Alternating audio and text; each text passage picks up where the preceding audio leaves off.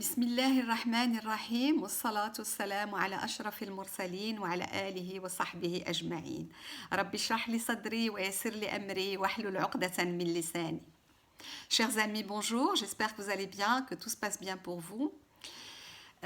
Aujourd'hui, le déconfinement, c'est pas pour bientôt. Par contre, Laylat al-Qadr, c'est pour bientôt, ça c'est sûr.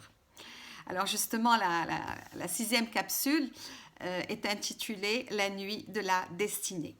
Alors comme on l'a vu la dernière fois, si vous voulez, cette nuit comporte plusieurs appellations. Nuit de la destinée, nuit du destin, nuit de la valeur, ajoutons-y nuit du décret, ou encore nuit sacrée ou nuit bénie.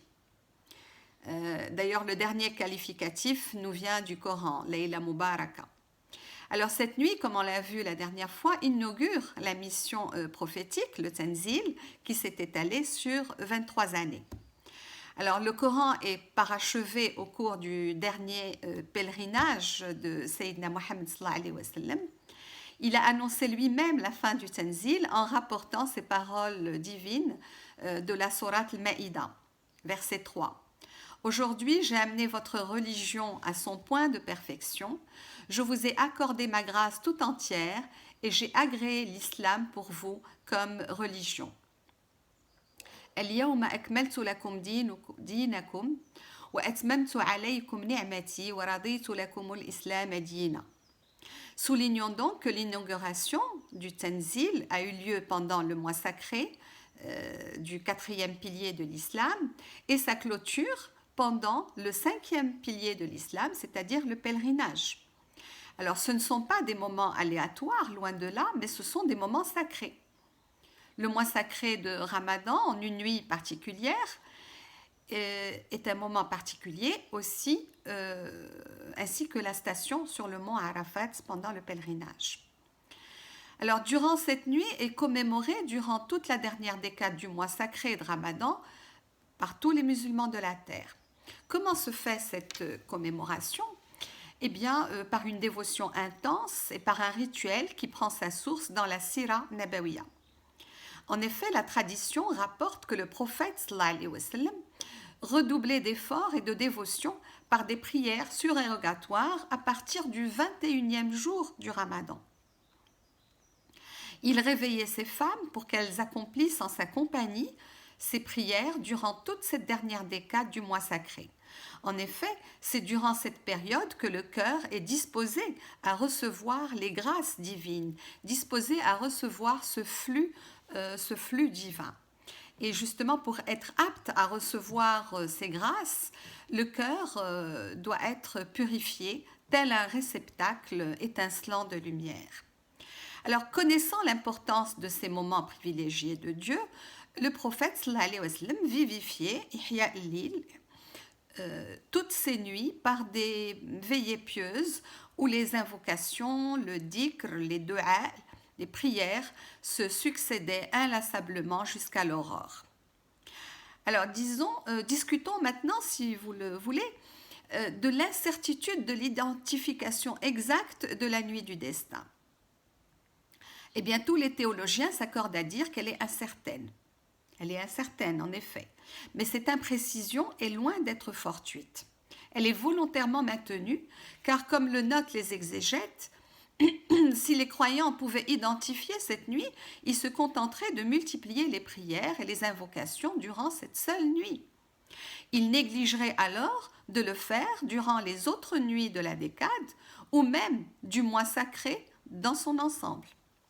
Il fut donc institué et recommandé à la communauté musulmane, à l'instigation du calife Omar, de veiller toutes les nuits du mois en prière, en méditation et de s'adonner à la lecture du Coran dans un état de parfaite contrition, istighfar, intensément ressentie et suffisamment profonde.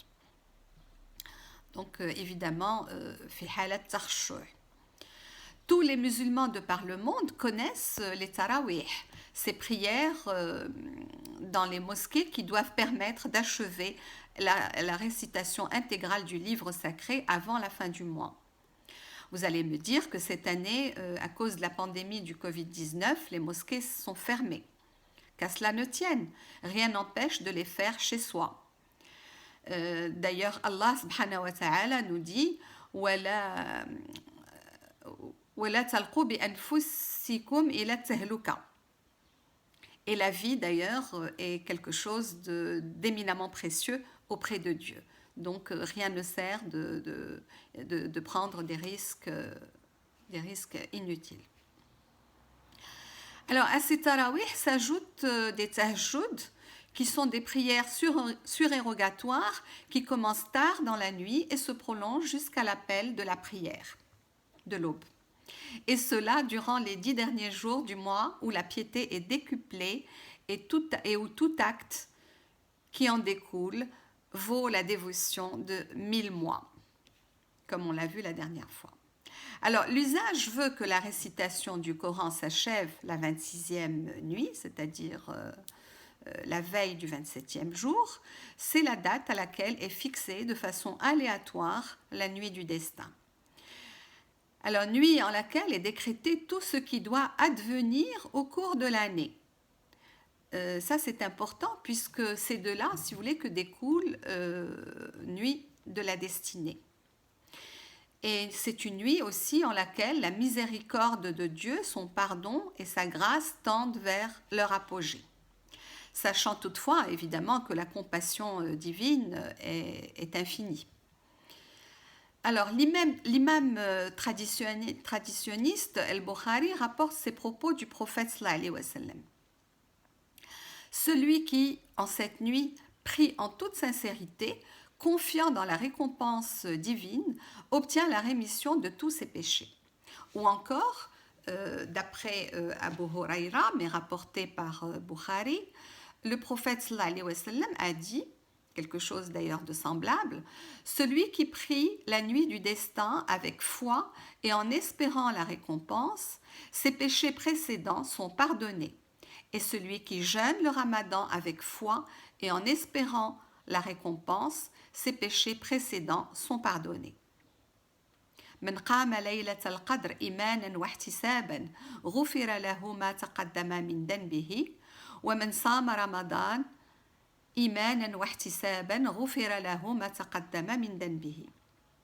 C'est dire toute la sacralité de cette nuit et tous les mérites qui en découlent lorsque le croyant fournit des efforts de dévotion pendant les 10 derniers jours du mois de Ramadan, qui sont d'ailleurs, je vous l'accorde, les plus difficiles à vivre parce qu'ils demandent justement une force physique et morale intense au moment où justement le jeûneur commence à ressentir de la fatigue. Eh bien, le mérite justement réside dans l'effort et la ferveur qui ne doit pas se laisser relâcher. Alors, autant dire que ce mois est une aubaine inestimable offerte aux croyants sincères et dévoués comme un précieux présent renouvelé chaque année. Alors justement, l'être humain ne connaissant pas le moment de son heure ultime, il lui est préconisé de vivre ce mois sacré comme si c'était son dernier. Et ce pour espérer mourir généreusement gratifié par son Seigneur. Alors, la piété requiert effectivement de la patience, et inversement, c'est avec la patience que l'on peut atteindre le stade de la piété. Et soyez endurants, car Dieu aime les endurants, nous dit Dieu, à la sourate 8, verset 46. La piété requiert aussi de l'amour. Dieu répond à l'appel de ceux qu'il aime. Si le croyant manifeste son amour envers Allah en multipliant les adorations, Allah se manifeste à lui. Il lui suffit d'être attentif à tous les signes qui peuvent se présenter à lui. D'ailleurs, un célèbre hadith Qudsi rapporté par Bukhari ne peut manquer de laisser indifférent, il est très fort. Alors ce hadith dit « Mon serviteur ne cesse de se rapprocher de moi par les actes surérogatoires jusqu'à ce que je l'aime. Une fois que je l'ai aimé, je deviens son ouïe avec laquelle il entend, sa vue avec laquelle il voit, sa main avec laquelle il combat et son pied avec lequel il marche. S'il me demande alors quelque chose, je la lui donne.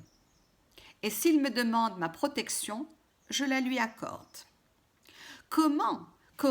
En effet, comment ne pas appeler cet amour en sachant qu'il ne peut être que réciproque? Wa ni'ma billah. Dieu n'abandonne jamais ses serviteurs.